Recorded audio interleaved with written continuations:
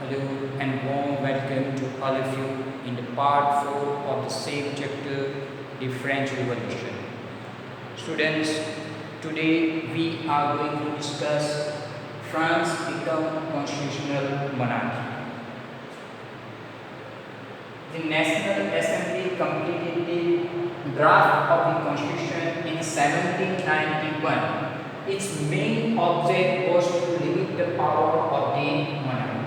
As we discussed in the previous lecture, National Assembly, they were busy at Versailles to prepare the new constitution for the France.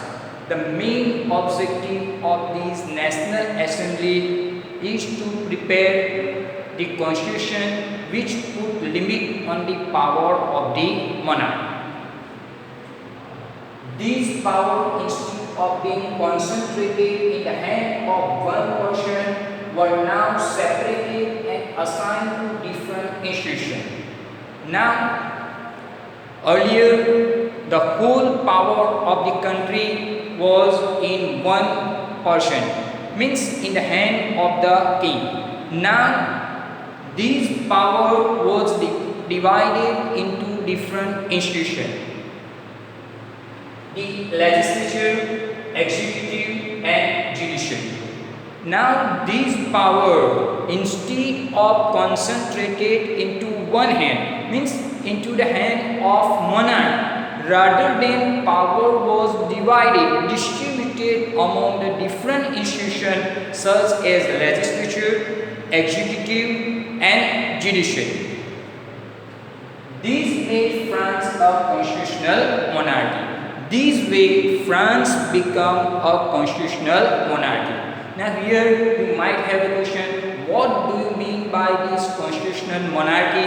Constitutional monarchy means king is there at his position, but now he was not able to use the power. The power of governing the country, it was divided into three institutions such as legislature, executive and judiciary.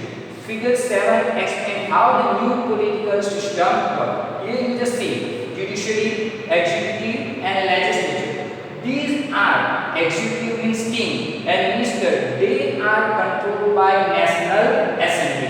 And the work of executive and legislature is supervised by judiciary.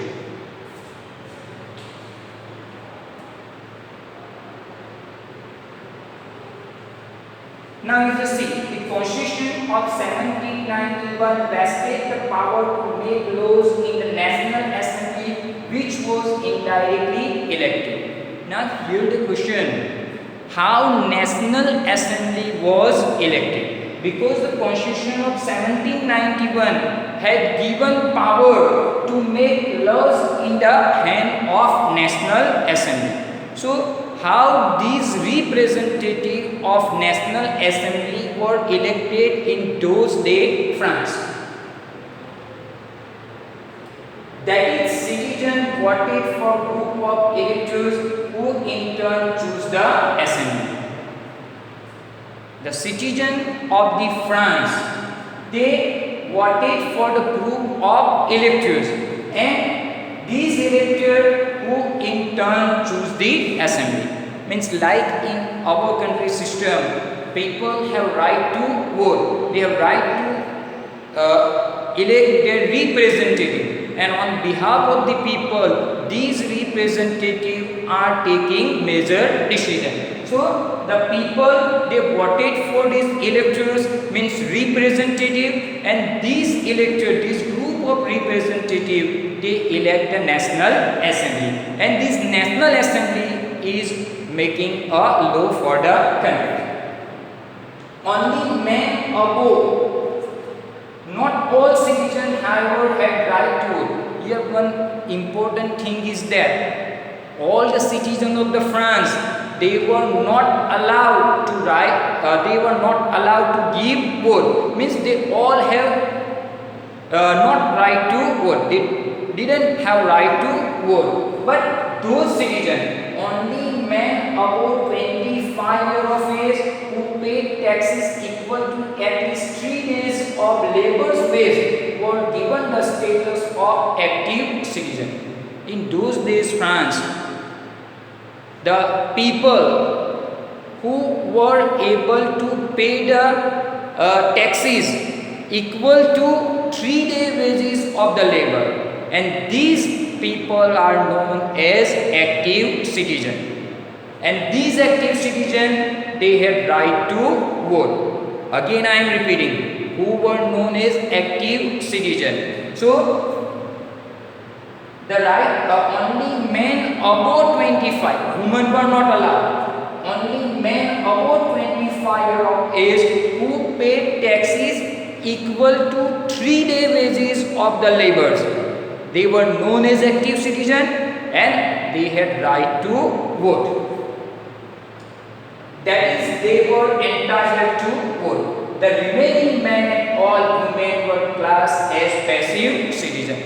Those who were active citizens, they had right to vote. But remaining men who were not able to pay the taxes as equal to 3-day wages of the labor, they were not allowed to vote. All the men who were not able to pay the taxes as equal to 3-day wages of the labor, and all the women, they were known as passive citizens. It means that those who were allowed to vote known as active citizens, and remaining men and all the women of France, they were known as passive citizens.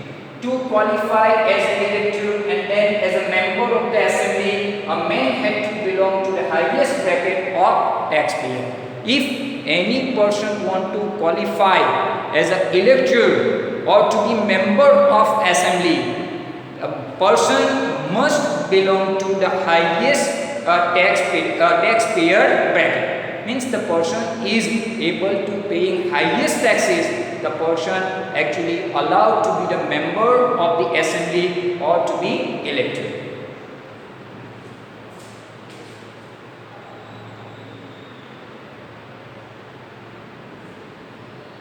Now, the Constitution of 1791 began with the Declaration of Right of Man and Citizen, rights such as right to life, freedom of speech, freedom of opinion, equality before law were established as natural and inalienable rights, that is, they belong to each human being by birth and could not be taken away. Now, the Constitution of France begins with the Declaration of the rights of man and citizen. Rights such as right to life, right to freedom of speech, right to freedom of opinion, equality before law. These rights are mentioned in the Constitution of 1791, and these rights are inseparable part of the Constitution of France. Earlier you know that clergy and noble people, they enjoy some privileges by birth. So we can say there was no equality. But now this Constitution of 1791 had given right to equality to all the citizens of the France.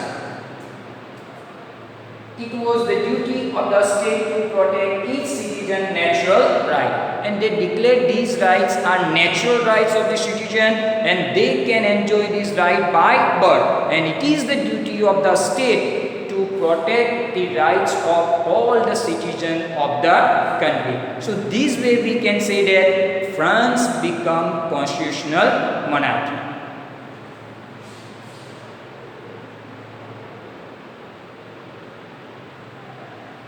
Now another important point is that as per the new paper style, they are asking different images. So we have to go through these images, these symbols which were used in those days in France. So reading political symbol. The majority of the men and women in 18th century could not read or write. In those days, education was not there, literacy rate was not too high. So because of it, all men and women, they were not able to read and write. So images and symbols were frequently used instead of printed or to communicate important ideas. So these people, they were using symbols and images to describe their views and ideas. The painting by a barrier figure uses many such symbols to convey the content or declaration of right. Let us try to read this symbol. Now here some symbols are given. We are going to discuss all these symbols one by one. First, this is the symbol of broken chain. Here, the broken chain were used to fetter slaves. A broken chain stands for the act of becoming free. Now, the symbol of broken chain is used for the freedom of the slave, means end of the slavery. So, broken chain is stands for the act of becoming free. That's the first symbol. Now, second one, this, the bundle of ropes or fasces. Now here, this is the bundle of ropes or fasces. One rope can be easily broken, but not an entire bundle. Strength lies in unity. So this symbol, bundle of ropes, it stands for the unity. If you taking out one stick from this bundle, you are easily able to break it, but you are not able to break whole bundle. So this symbol, the bundle of ropes, it stands for the unity.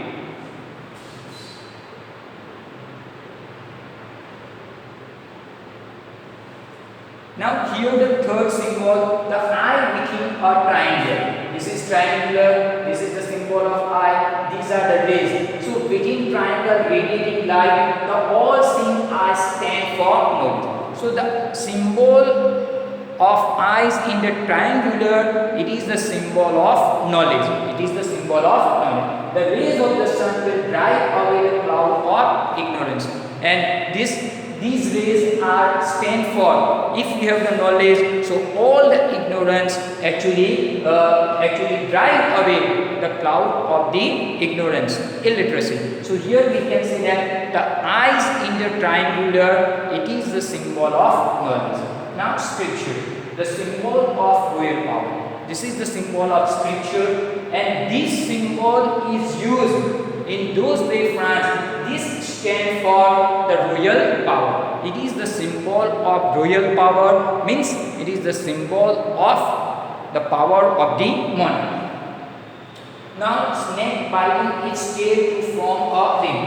Here the snake is there, the snake is biting its tail and form a ring. So this symbol is used for eternity. Eternity means forever. So a ring has neither beginning nor end. And you know that the ring has neither beginning nor end. So the snake biting its tail is the symbol of eternity.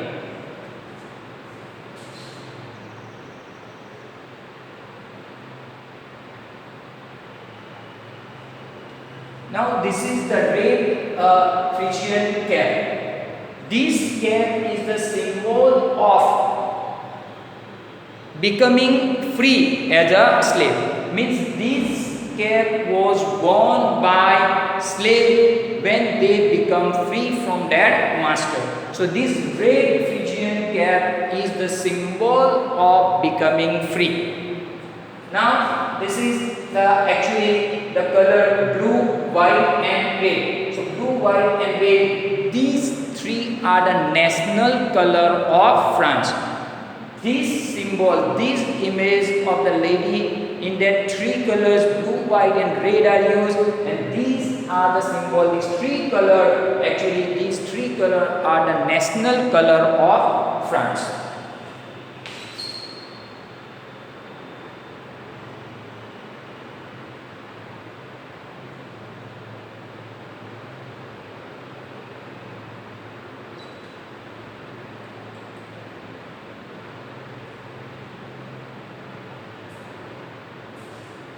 Now this is the winged woman.